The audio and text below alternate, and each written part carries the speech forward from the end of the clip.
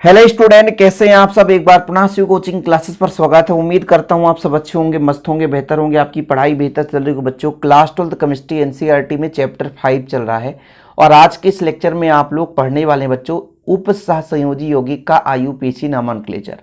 वैसे तो कहने के लिए ये जो आपका टॉपिक है बहुत ही कठिन है, लेकिन गारंटेड कहता हूं कि यदि आप आधे घंटे का समय दे देते हैं आज के इस लेक्चर में तो क्लियर, मैं कहता हूं बच्चों क्लियर आपसे बनेगा ही बनेगा।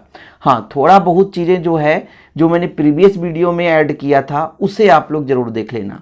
जैसे बच्चों लिगेंड की मैं बात करता हूं, क्योंकि कुछ चीज़ें ऐसी है भाई साहब कि वो आप ट्रिक से नहीं कर सकते, लिगेंड आपसे बनना ही चाहिए। जैसे यहाँ पर आपका साइनाइड है, इसका साइनो हम नामकरण में लिखेंगे, ये एक दंतुल लिगेंड है, तो इसके लिए आपको याद रखना पड़ेगा कि हाँ CN साइनो है, CN1 निगेटिव होता है, एक दंतुल लिगेंड है। तो ये चीजें बच्चों आपको तैयार करना ही पड़ेगा। तो लिगेंड के बारे में बात करूंगा, वो चीज आप लोग बिल्कुल अभी भी मैं दिखा दूंगा भाई साहब क्या क्या है, कैसा क्या लिगेंड है, उन चीजों को आप लोग तैयार कर लेना। ठीक है, चलिए शुरू करते हैं बच्चों। तो सबसे पहले आपके पास एक यौगिक दिया रहेगा, जैसा कि यहां पर आप देखो सोडियम के 4 परमाणु है, निकिल है, साइनाइड है, पोटेशियम है, प्लेटिनम है, क्लोरीन है, NH3 है। इसका नामनक्लेचर करने के लिए हमें एक मेथड की जरूरत पड़ती है। तो सबसे पहला जो भाग है बच्चों, पहला, ठीक है, आयनों का क्रम लिखना। मैं आपको थोड़ा सा पहले मेथड समझाऊंगा, फिर सीधा नामकरण पे लेके चलूंगा तो आसानी से क्लियर हो जाएगा। आयनों का नामकरण, आयनों का नामकरण कैसे पहचानेंगे कौन किधर आयन है। तो जब आपको बच्चों ये कोष्टक दिख जाए तो ये आपका कहलाता है उपसहसंयोजी क्षेत्र। क्या कहलाता है बच्चों? उपसहसंयोजी क्षेत्र। ठीक है, समन्वयन कोष्ठ जिसे बोला जाता है। अब इसके पहले या इसके बाद वाले भाग को हम आयन कहेंगे। अब ये स्वतः यदि सिंगल है तो ये उदासीन रहता है, इस पे कोई आयन नहीं है। लेकिन यदि इसके दाएं भाग में तो बीच से हम लाइन खींचेंगे तो इधर का भाग धनात्मक कहलाएगा और इधर का भाग ऋणात्मक कहलाएगा। पहली बात नोट करो, आयनों का नामकरण, पहली बात ध्यान रखिएगा। यहां पर आप देखो, यहां पर देखो, जैसे ही आप कोष्टक दिख जाए यदि इसके बाएं साइड में कुछ है तो यहां से लाइन खींचो और ये आपका धनात्मक भाग और ये आपका ऋणात्मक भाग। पहला कंडीशन, किसी भी यौगिक में धनात्मक भाग और ऋणात्मक भाग कैसे समझोगे, तो ये आपने लक्ष्मण रेखा खींच दी और समझ गए। ठीक है, इसके बाद हम कुछ ऐसा भी यौगिक ले लेते हैं, जैसे हमारे पास एक कोबाल्ट है और यहां पर आपका NH3 का होल 6 है और ये ब्रैकेट है। अब ब्रैकेट के बाद में आपका मान लीजिए क्लोराइड है। अब यहां पे आपसे कोई पूछेगा कि अब बताओ धनात्मक ऋणात्मक भाग, तो बच्चों यहां से आप लाइन खींचो, क्योंकि इसके बाएं साइड कुछ नहीं है, दाएं साइड, तो इधर से लाइन खींचो। अब ये पूरा का पूरा भाग धनात्मक कहलाया और ये ऋणात्मक कहलाया। तो सबसे पहला कंडीशन कि आपको बच्चों आयनों का नामकरण करना है, तो सबसे पहले इसमें आयन विभाजित करना है, पहचानना है कि कौन धनात्मक भाग है और फिर कौन ऋणात्मक भाग है। अब जब आपने पहचान लिया तो फिर बच्चों आपको क्या करना है कि धन ऋण पहचान लिया ना, फिर आप आयनों का नामकरण लिखेंगे। जैसे यहां पर सोडियम है तो पहले सोडियम लिखेंगे, यहां पोटेशियम है तो पोटेशियम लिखेंगे, यहां पर पूरा ब्रैकेट है तो पूरा ब्रैकेट का ही नाम लिखेंगे। कोई बात नहीं, समझते चलिए। अभी तो पहला स्टेप है भाई, मैंने कहा ना आधे घंटे का समय देना होगा आज के इस लेक्चर में आपको। तो पहला स्टेप क्लियर है, आयन पहचानना है, पहले धनात्मक भाग लिखना है, फिर ऋणात्मक भाग लिखना है।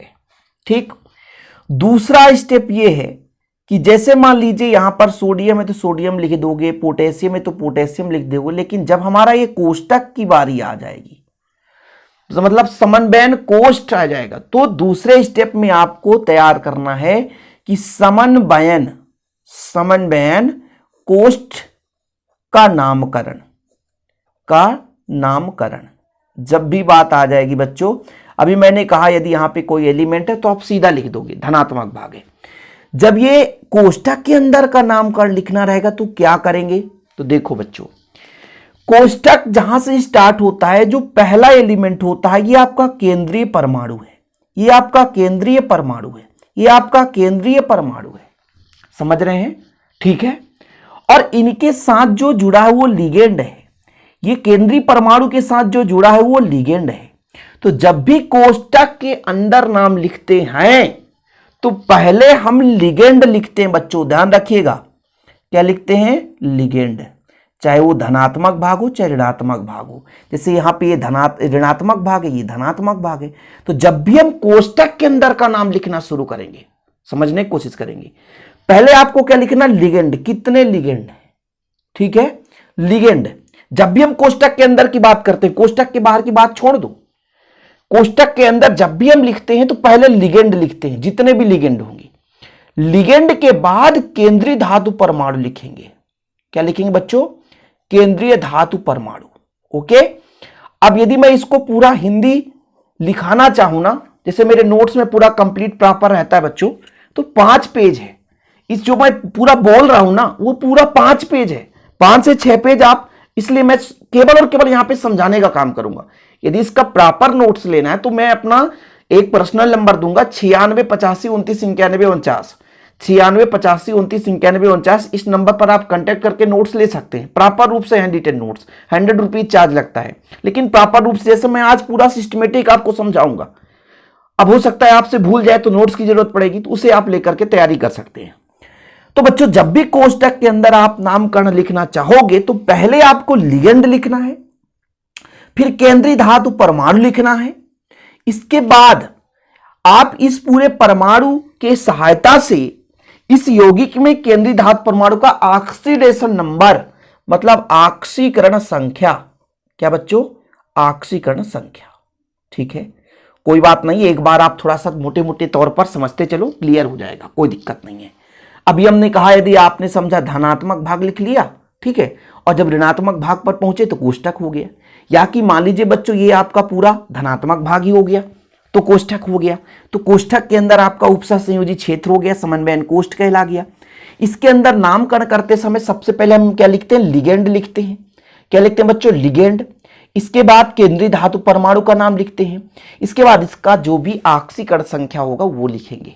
समय लगेगा, सब्र करें, धीरे धीरे करेंगे, सब कुछ क्लियर हो जाएगा। अब जैसे मान लीजिए यहां पर हमारे पास CN है, साइनो हो गया, आपका 1 निगेटिव होता है, ठीक है। यहां पर आपका एमीन हो गया, इस पर हम चर्चा करेंगे। लेकिन जहां पर 2 हमारे पास है भाई, 2 हैं, मतलब क्लोरीन है और NH3 है, तो 2 है, तो फिर कैसे नाम लिखेंगे? तो इसके लिए आपको अल्फाबेट ध्यान देना बच्चों। अल्फाबेट सबको पता है ना, ABCD में, ठीक है। जैसे यहां पे क्लोरीन C से स्टार्ट होगा और एमीन A से स्टार्ट होगा, तो पहले एमीन लिखेंगे और फिर क्लोरीन लिखेंगे। फिर से समझने की कोशिश करेंगे, थोड़ा समझिएगा कि बच्चों हमने कहा कि यदि हमारे पास 2 से अधिक हैं, 3 हैं, 4 हैं या 2 ही हैं, लिगेंड है, पहले भाई हम लिगेंड का नाम लिखेंगे। अब लिगेंड में भाई 2 लिगेंड है, तो किसका नाम पहले लिखेंगे? बच्चों जिसका नाम हम पहले लिखना चाहेंगे वो अल्फाबेट में पहले आना चाहिए। जैसे मैंने यहाँ पे क्लोरीन और NH3 की बात की, इन दोनों में से कौन पहले आएगा आप बताओ? तो इन दोनों में से पहले एमीन आएगा और इसके बाद हमारा क्लोरीन आएगा। ठीक है, तो ये चीज हो गया, इतना क्लियर हो गया, चीजें क्लियर है। पहले हमको धनात्मक ऋणात्मक भाग पहचान करना है। धनात्मक भाग में एलिमेंट है तो सीधा नाम लिख देना है। ये हमारा आयन है, क्लोराइड है, ये ऋणात्मक है तो आइड जोड़ेंगे, हम आगे चलेंगे, चर्चा करेंगे। इसके बाद जब हम ब्रैकेट की बात करते हैं, ये समन्वयन कोष्ठ के अंदर की बात करते हैं, तो कोष्ठक के अंदर पहले हम लिगेंड का नाम लिखते हैं। लिगेंड में यदि 2 लिगेंड है बच्चों तो अल्फाबेट में पहले लिखेंगे और जो अल्फाबेट में बाद में आएगा उसको बाद में लिखेंगे। इसके बाद केंद्रीय धातु परमाणु लिखेंगे, इसके बाद ऑक्सीकरण संख्या लिखेंगे। अभी भी आगे भी संशय है, बोलें कैसे सर?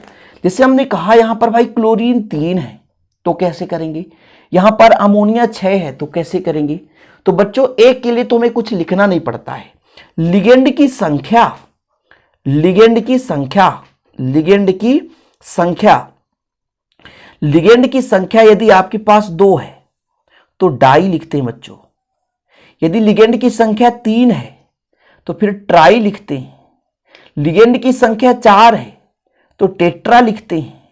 लिगेंड की संख्या 5 है तो पेंटा लिखेंगे। लिगेंड की संख्या 6 है तो हेक्सा लिखेंगे। 6 से ज्यादा आपको मिलेगा ही नहीं, मतलब एक ही लिगेंड। अब ऐसा नहीं कहोगे सर एक ये अलग नहीं। जैसे यहां पर NH3 है तो हेक्सा हम एमीन करेंगे, हेक्सा एमीन। ठीक है, यहां पर मान लीजिए 3 क्लोरीन है तो ट्राइक्लोरो लिखेंगे। इनकी संख्या यहां पर साइनो 4 है तो टेट्रासाइनो लिखेंगे।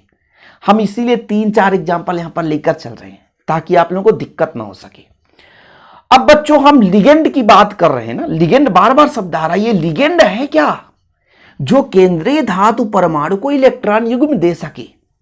अब लिगेंड का नामकरण करते समय हमको 3 चीजों पर ध्यान देना पड़ता है। लिगेंड 3 प्रकार से होता है बच्चों। एक तो होता है आपका धनात्मक लिगेंड, ठीक है, समझिएगा। एक तो आपका धनात्मक और एक आपका ऋणात्मक, तीसरा उदासीन। तो पहले हम ऋणात्मक की बात करते हैं। यदि ऋणात्मक लिगेंड है, फिर धनात्मक लिगेंड की बात करते हैं और आपका उदासीन है। देखो बच्चों, जब ऋणात्मक लिगेंड आएगा तो अंत में उसके ओ जोड़ेंगे। ओ क्या जोड़ेंगे बच्चों? ओ, ध्यान रखिएगा। जैसे नाइट्रो ओ हो गया, क्लोरो ओ हो गया, ठीक है, ऑक्सलेटो, एमिडो, ठीक है, एमिनो, ठीक है, नाइट्रीटो, इन सब में ओ जोड़ेंगे। कब? जब ऋणात्मक लिगेंड होगा। भाई ये लिगेंड है, अब हमको पहचानना है कि ऋणात्मक है कि धनात्मक है। तो बच्चों यदि ऋणात्मक लिगेंड हो गया तो उसमें ओ जोड़ना है। यदि धनात्मक लिगेंड है तो उसमें ईएम जोड़ना है और उदासीन में कुछ भी नहीं जोड़ना है। यदि कार्बोनिल है तो कार्बोनिल लिख देना है, ठीक है। ट्राइफेनिल फास्फीन है तो ट्राइफेनिल फास्फीन लिख देना है, ठीक, कोई दिक्कत तो नहीं है। भाई मैंने कहा यदि ऋणात्मक लिगेंड है तो ओ जोड़ेंगे, धनात्मक लिगेंड है तो ईएम जोड़ेंगे और उदासीन लिगेंड है तो उसमें कुछ नहीं जोड़ना है, जैसा है वैसे लिख देना है। अब आप कहोगे सर कैसे पहचानेंगे?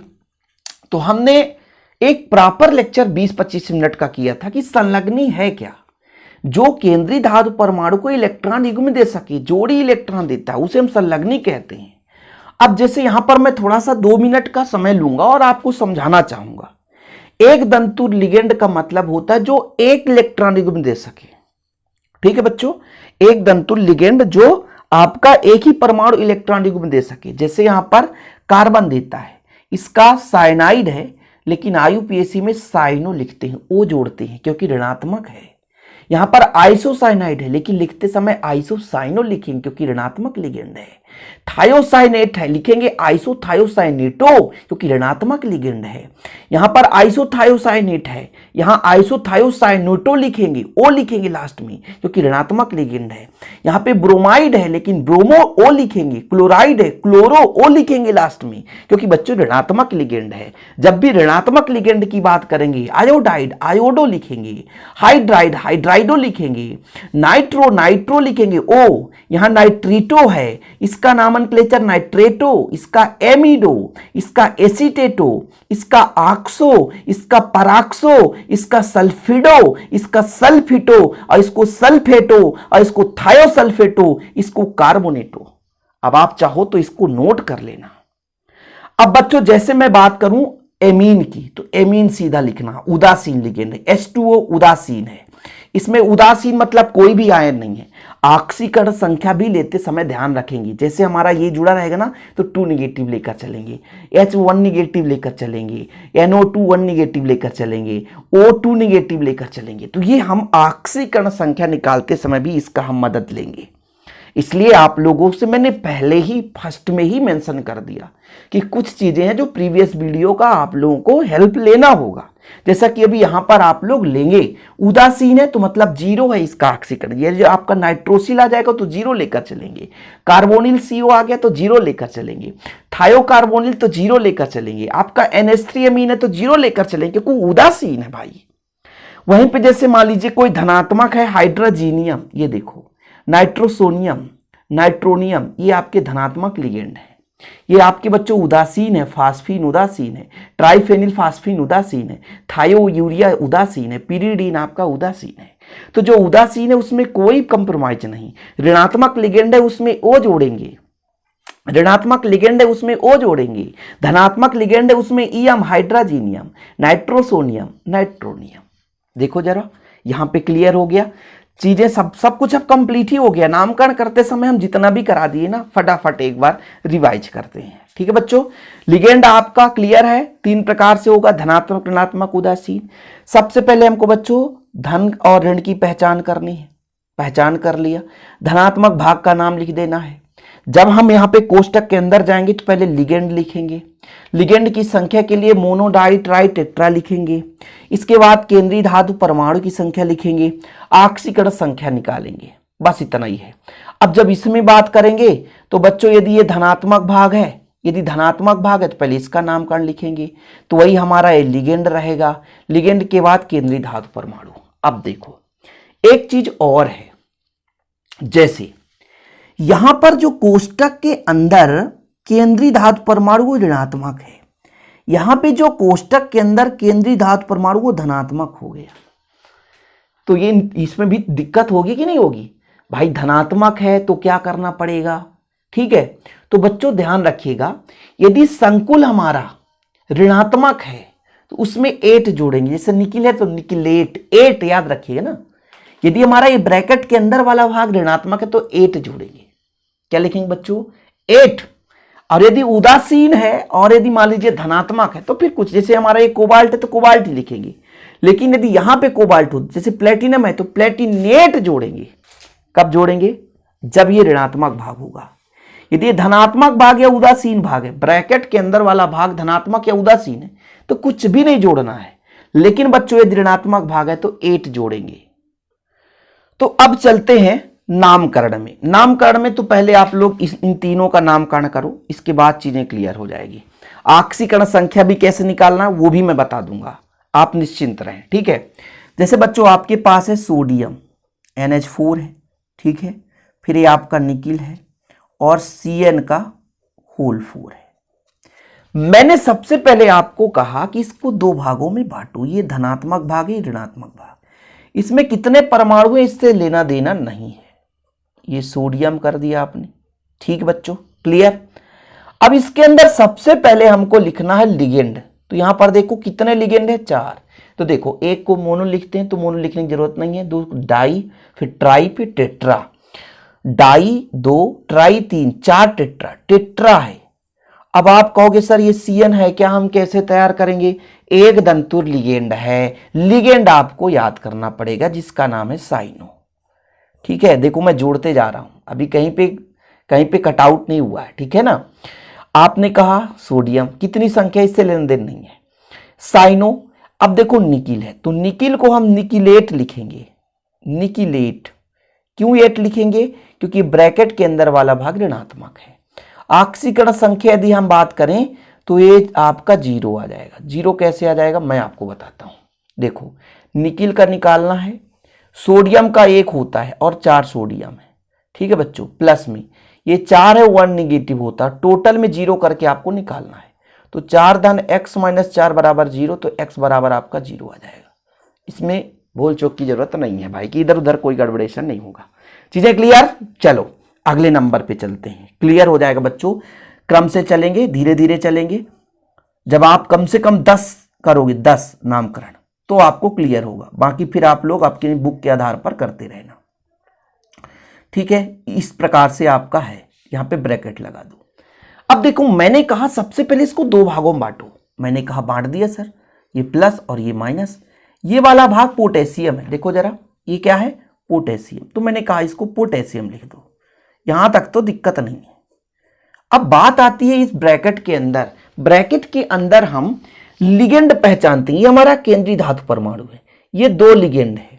तो बच्चों ये एमीन है, ये क्या है? एमीन। एमीन पहले लिखते हैं, ये आपका उदासीन है, उदासीन है, ये एमीन है, उदासीन है, ठीक है, और अल्फाबेट में पहले आता है। फिर ये 3 क्लोरीन है तो ट्राई। अब देखो यहां पे लिगेंड पहचानना जरूरी है। क्लोरीन 1 निगेटिव है, एक दंतुर लिगेंड है, तो O जुड़ेगा, ऋणात्मक है। क्लोरो एक दंतुर है, ऋणात्मक है, ये उदासीन है, इसमें कुछ नहीं जुड़ना है, ट्राई क्लोरो हो गया। अब ये प्लेटिनम तो प्लेटिनेट होगा बच्चों। 8 क्यों जुड़ गया? यहां भी निकलेट क्यों जुड़ा था? क्योंकि ऋणात्मक था, ये वाला भाग ऋणात्मक, इसलिए 8 जुड़ गया। ऑक्सीकरण संख्या निकालेंगे तो 3 में 1 घट जाएगा तो आपका 2 निकल कर आएगा। कैसे आएगा मैं अभी आपको निकाल कर बताऊंगा। यही तो दिक्कत है बच्चों कि हम पूरा मतलब एकदम डीप में चलते हैं, भले समय लग जाए। समय लगने का इसका मतलब ये है भाई कि भले थोड़ा सा आपका समय लग जाए लेकिन बनना चाहिए। जैसे पोटेशियम पहले समूह का एलिमेंट, सबको पता है इसका ऑक्सीकरण संख्या 1 होगा। प्लेटिनम का हम निकालना चाहते हैं, क्लोरीन 17वें समूह का -1 रिप्रेजेंट करता है। और नहीं समझ में आया तो लिगेंड में देख लेना, एक दंतुल लिगेंड है और -1 रिप्रेजेंट करता है, मल्टीप्लाई 3। और जो उदासीन है उसका तो 0 आएगा, उससे कोई लेन देन नहीं है। ठीक है, 1 + x - 3 = 0 आ गया। तो x - 2 = 0, तो बच्चों x = +3 आ गया। ये लो, ठीक है, चीजें क्लियर है, समझ में आ रहा ऑक्सीकरण संख्या निकालना बच्चों, कोई दिक्कत तो नहीं है। चलो अब इसमें थोड़ा सा अलग तरीका है, इसको अपन देखते हैं क्या है। देखो जरा, कोबाल्ट है और NH3 का होल 6 है और क्लोरीन है बच्चों। ठीक, चलो अब मैंने कहा था कि पहले लिगेंड लिखना है, इसके बाद केंद्रीय धातु, इसके बाद ऑक्सीकरण। अब इधर वाला भाग ऋणात्मक है ना, तो यहां पर वाला भाग ऋणात्मक और ऋणात्मक में आइड जोड़ना है। यदि इधर वाला भाग ऋणात्मक आ गया तो आइड जोड़ना है, ऋणात्मक भाग है तो आइड जोड़ना है। फिर से समझो, ऋणात्मक भाग अभी तक आपने कहा कि भाई ये ऋणात्मक भाग ये आपका समन्वयन कोष्ठ के अंदर है, यहाँ भी समन्वयन कोष्ठ के अंदर, लेकिन यहाँ पे कोई एलिमेंट्स आ गया तो फिर आपको क्या करना बच्चों, वहां पर आइड जोड़ना है। क्या जोड़ना है? आइड। अब देखो सबसे पहले हम ब्रैकेट के अंदर लिखेंगे क्योंकि धनात्मक भाग, तो इस बार तो बच्चों हमारा 6 हेक्सा, ये एमीन है। क्या बच्चों? हेक्सा एमीन है, हेक्सा एमीन हो गया। ठीक है, अब यहां पर देखो ये कोबाल्ट है। अब आप कहोगे सर इस बार 8 नहीं जुड़ रहा है क्योंकि ये धनात्मक भाग है, यहां पे ऋणात्मक था तो 8 जुड़ा था, धनात्मक में 8 नहीं जुड़ता है। ऑक्सीकरण संख्या निकालोगे तो 3rd आएगा, कोबाल्ट 3rd, और ये आपका क्लोराइड हो जाएगा। ठीक है, इनकी संख्या हम नहीं लिखते हैं, ध्यान रखिए। क्योंकि नहीं लिखते हैं भाई? क्योंकि ये ऑक्सीकरण संख्या पर डिनोट हो जाता है। देखो ये आपका कोबाल्ट X हो गया, ये उदासीन है, भले 6 है तो कोई मतलब का नहीं है। फिर प्लस का यहाँ पर 3 है और एक क्लोरीन का -1 होता है तो -3 हो जाएगा। तो x - 3 = 0, x = 3। ये आप बच्चों इसमें ब्रैकेट के अंदर रोमन संख्या में लिखना है। चलिए अगला एग्जाम्पल लेकर चलते हैं बच्चों। ये आपका क्रोमियम हो गया, यहाँ पे 2 क्लोरीन है, H2O, यहाँ पे आपका एक्वा हो गया, और फिर यहाँ पर बच्चों आपका NO3 है। अब इसमें देखो यहाँ से हम 2 भाग करेंगे, ये धनात्मक भाग और ये ऋणात्मक भाग। यदि पूरा महाभारत सुन लिया तो अब तो क्लियर है। सबसे पहले अपन भाई ब्रैकेट के अंदर लिखेंगे, इसका पूरा नाम लिखें। क्यों? क्योंकि धनात्मक भाग है। अब यहां पर बच्चों ये एक्वा है, उदासीन लिगेंड, ये क्लोरीन है। एक्वा A से स्टार्ट होता है और क्लोरीन आपका C से स्टार्ट होता है, तो यहां पर 4 हो जाएगा, तो टेट्रा एक्वा। क्या हो जाएगा बच्चों? Tetra aqua. ठीक है, डाई 2 क्लोरीन है तो डाई क्लोरो। क्या? Die chloro. अब आप कहोगे क्रोमेट लिखो, नहीं लिखूंगा, इसमें क्रोमियम ही लिखूंगा। क्यों? क्योंकि बच्चों ये धनात्मक भाग में, यदि ऋणात्मक में होता तो 8 जोड़ते, 2 और 1 निगेटिव, तो यहाँ पे 3rd आ जाएगा। ठीक है, मैं आपको बताऊंगा। इसके बाद बच्चों यहाँ पर ये नाइट्रेट है, ये क्या है? नाइट्रेट है। ठीक, ये नाइट्रेट है तो नाइट्रेट लिख दिया। ठीक है, अब ये आपका नाइट्रेट है तो नाइट्रेट लिख दिया। क्लोरीन होता तो आइड लिखता, क्लोराइड, ब्रोमाइड, आयोडाइड, इस प्रकार से। ठीक, अब देखिए इसका ऑक्सीकरण संख्या 3 कैसे आ गया।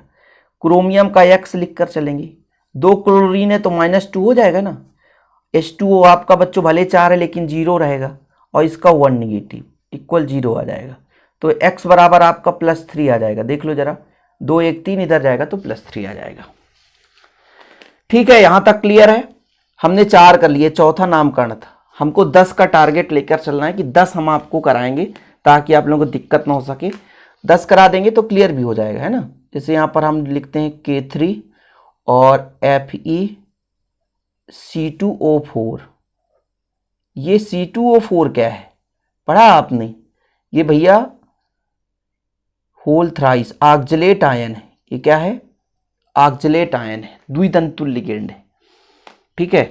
अब देखो सबसे पहले आपको नामकरण करते समय क्या करना है, धनात्मक भाग ढूंढना है, ऋणात्मक भाग। धनात्मक भाग में पोटेशियम है, इसकी संख्या नहीं लिखी जाती, पोटेशियम की संख्या नहीं लिखी जाती, पहली बात। यहां पे जो बच्चों ये ट्राई ऑक्जेलेट क्या है, क्यों, क्योंकि जब भी हम इसके अंदर का नाम लिखते हैं तो पहले लिगेंड लिखते हैं, तो 3 है तो ट्राई, और ये ऑक्जेलेट है, ऑक्सलेटो,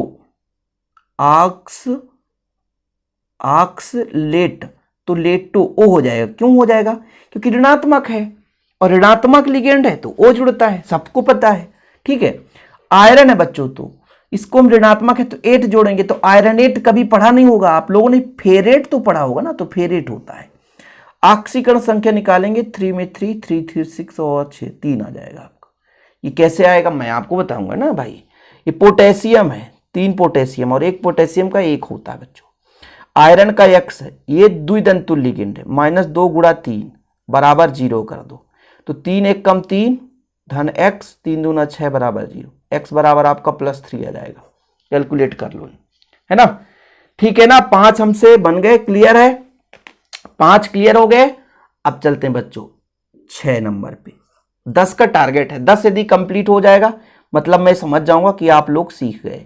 यहाँ पे प्लेटिनम है, यहाँ पे क्लोरीन है, क्लोरीन का 3 है, अच्छा ये तो हो गया, ये लगभग हो गया है ना। अगला नंबर करो, Na2 और आपका SiF6 है, ठीक। क्या करना पड़ता है बच्चों, लाइन खींचो, धनात्मक भाग ऋणात्मक भाग। धनात्मक में आपका सोडियम है तो सोडियम आपने कर दिया। यहां पर बच्चों ये लिगेंड है, ये हेक्सा, ये हेक्सा और ये फ्लोरो, हेक्सा फ्लोरो, ये लिगेंड है ना, ये लिगेंड है, ठीक है। यहां से आप सोडियम अलग कर दो, फिर हेक्सा फ्लोरो करो, ठीक, क्या हेक्सा फ्लोरो हो जाएगा। ये आपका सिलिकॉन है तो 8 जुड़ेगा क्योंकि ऋणात्मक है, तो लिख दोगे सिलिकेट। अब देखो बच्चों 1 निगेटिव, ये 1 पॉजिटिव, तो 6 निगेटिव में 2 पॉजिटिव घटा दो तो 4 आ जाएगा। ऑक्सीकरण संख्या ऐसे डायरेक्ट निकल जाते हैं। इसके बाद अगला नंबर देखो बच्चों, इसमें हम 2 भाग बांटेंगे, प्लस और माइनस। ये आपका लिथियम हो जाएगा, सही है। देखो अब थोड़ा सा फास्ट हो जाएगा, आपसे भी बनेगा। ये 4 यहाँ पे H1 निगेटिव होता है, ध्यान रखिएगा 1 निगेटिव होता है, ठीक है। और इसका नाम क्या है, हाइड्रिडो हो जाएगा, हाइड्राइड का हाइड्रिडो, ओ जुड़ता है ना बच्चों, 4 है तो टेट्रा हाइड्रिडो, ठीक है, हाइड्रिडो हो जाएगा, ठीक है। यहां पर आपका टेट्रा 4 है और 4 निगेटिव में 1 पॉजिटिव घटेगा तो आपका 3 पॉजिटिव आ जाएगा, ठीक है। मैं बताऊंगा कैसे। एल्यूमिनियम एल्यूमिनेट हो जाएगा क्योंकि निगेटिव है ना, निगेटिव में बच्चों एल्यूमिनेट, तो आप यहां पे लिख सकते हो एल्यूमिनेट, एल्यूमिनेट। फिर यहां पे 4 में 3 घटेगा, 4 में 1 घटेगा तो 3 है, कैसे आएगा, इसका +1 होता है एल्यूमिनियम का X और इसका -4 हो जाएगा, तो X बराबर +3 आ जाएगा, ठीक। चलो इसका नामकरण करो, इसमें आप ऐसा करो तो ये धनात्मक भाग ऋणात्मक भाग हो जाएगा। हेक्सा एक्वा तो दिख रहा है, एक्वा है उदासीन, इसमें कोई दिक्कत नहीं है। क्रोमियम का क्रोमियम रहेगा, क्रोमेट नहीं लिख सकते, क्यों नहीं लिख सकते सर, क्योंकि धनात्मक भाग है, क्रोमियम हो जाएगा। यहां पे देखो 6 है, उदासीन है, 0 हो जाएगा, इसका 3 नेगेटिव तो 3rd ही आएगा आपका। और क्लोराइड का हम यहाँ पे क्लोराइड लिख देंगे, ठीक है, आइड लिख देंगे, ऋणात्मक है तो आपका आइड हो जाएगा। 8 हो गए बच्चों। 9 नंबर में थोड़ा सा अलग सा लेते हैं, कोबाल्ट है, क्लोरीन है और एथिलीन डाइएमीन है, ये आपका बहुदंतुल लिगेंड का है। और यहाँ पर सल्फेट है, SO4 है, ये बहुत महत्वपूर्ण है, ये कई बार पूछा गया है, देखिएगा जरा। सबसे पहले हम इसको 2 भागों में बांटते हैं बच्चों, ये धनात्मक ये ऋणात्मक हो गया। इसके अंदर का नामकरण करते समय पहले लिगेंड लिखते हैं, तो ये हमारा डाइक्लोरो हो जाएगा।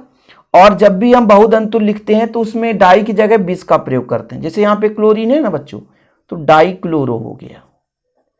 और बहुदंतुल लिगेंड है ये, इसलिए यहाँ पर हम बिस का प्रयोग करेंगे। और ये जानते हैं क्या है, एथिलीन डाइएमीन है, एथिलीन डाइएमीन, ठीक है। देखो जब हमारा बहुदंतुल लिगेंड होता है ना तो 2 के लिए 20, 3 के लिए 30, 4 के लिए टेट्राकिस, ठीक है। बच्चों फिर से बता रहा हूं, 2 हमारे पास हैं इसलिए 20, 3 होता ट्रिस, 4 तो होता टेट्राकिस। ओके, एथिलीन डायमीन हो गया। और ये कोबाल्ट धनात्मक है तो कोबाल्ट ही लिखेंगे, कोबाल्टेट नहीं कर सकते, 8 नहीं कर सकते क्योंकि धनात्मक है ये। फिर बच्चों ऑक्सीकरण संख्या निकाल लेंगे, -2, ठीक है। और ये कितना हो जाएगा आपका, एथिलीन डायमीन हो जाएगा। और यहां पे आपका सल्फेट 2 निगेटिव आयन हो जाएगा, तो इसका निकल कर आएगा 4। अब कैसे 4 निकलेगा, थोड़ा सा यहां पर मैं आपको समझा दूं। कोबाल्ट का होता है X, क्लोरीन का होता है बच्चों 1 निगेटिव, और ये हमारा एथिलीन डायमीन भले द्विदंतुल लिगेंड है लेकिन उदासीन है, इसलिए 2 गुणा 0। फिर आपका बच्चों सल्फेट -2 होता है, सल्फेट जो होता है -2 होता है, ठीक है। अभी यहां पर समझो, तो x -2 + 0 -2 = 0, तो x इक्वल आ जाएगा आपका +4, तो यहां पर 4 करना पड़ेगा। फिर ये आपका क्या है, SO4 क्या है, ये सल्फेट है ना, तो सल्फेट लिख दो, ये हुआ, ठीक है। तो 9 हो गए बच्चों। कोई एक आध और हम आपको यहां पर, ठीक है, जैसे मान लीजिए आपके पास आ गया क्रोमियम C6H6 आ गया और होल टॉइस आ गया। अब देखो आप कहोगे तो एक बार और, है ना, 2 4 10 लेकर आ जाऊंगा जो कि महत्वपूर्ण रहेगा। इसका नाम बताओ आप लोग, इसका नाम बताओ। तो यहां पर देखो मैंने फिर से बोला, ये जो बेंजीन है ये बहुदंतुल लिगेंड है और 2 है, इसलिए 20 बेंजीन करेंगे हम, 20 बेंजीन, ठीक है, 20 बेंजीन। उदासीन में क्रोमियम है तो सीधा क्रोमियम लिख दो, कोई दिक्कत नहीं है। उदासीन है, कोई आयन नहीं, इसलिए आपका 0 हो जाएगा। यहाँ पर ऑक्सीकरण संख्या भले 0 है लेकिन लिखना जरूर है। तो आधे घंटे का लेक्चर मैंने पहले ही स्टार्टिंग में बोल दिया था बच्चों कि आधे घंटे का लेक्चर ये रहेगा। और IUPAC नोमेनक्लेचर आप तरीका तो सीख गए होंगे, और जो नहीं तरीका नहीं सीखेगा तो कितना भी अच्छा आपसे कोई सिखाए आपसे नहीं बनेगा। अब जैसे IUPAC नोमेनक्लेचर का बच्चों में सेकंड पार्ट भी ला दूंगा, आप जैसा बोलेंगे, लेकिन फिलहाल आज इसे आप लोग अच्छे तरीके से तैयार कर लें। चाहे क्वार्टरली एग्जाम की बात करूं, चाहे हाफ ईयरली की बात करूं, चाहे बोर्ड एग्जाम की बात करूं, सभी में क्वेश्चन पूछा जाता है। आज के लिए इतना ही, मिलते हैं अगली वीडियो के साथ। जय हिंद, वंदे मातरम।